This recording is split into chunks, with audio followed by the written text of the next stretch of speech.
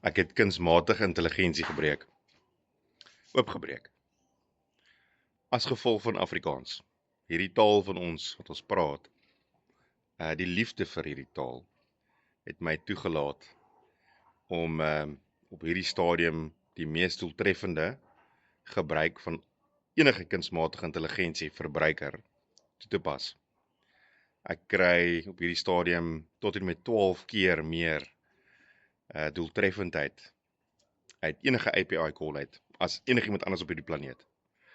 Bevestig deur kunsmatige intelligensie self. So, ek het 2 patente gefaal, ek is nou besig om 'n derde een te liaseer en dit gaan die wêreld totaal en al verander. Hierdie is die infrastruktuur waarop kunsmatige intelligensie gaan werk in die toekoms. Dit verminder die kragverbruik van kunsmatige intelligensie, die prosesseringsvereistes van die graphics cards, die GPU's, die servergrootte, die krag wat gevoer moet word, met tot en met 90%.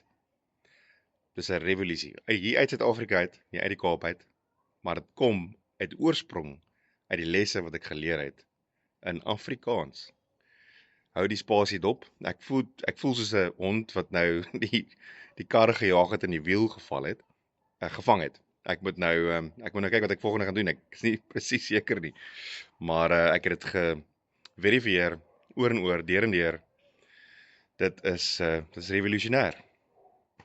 So ja, ek is selfs met al my ervaring is ek nie presies seker wat ek nou moet doen nie.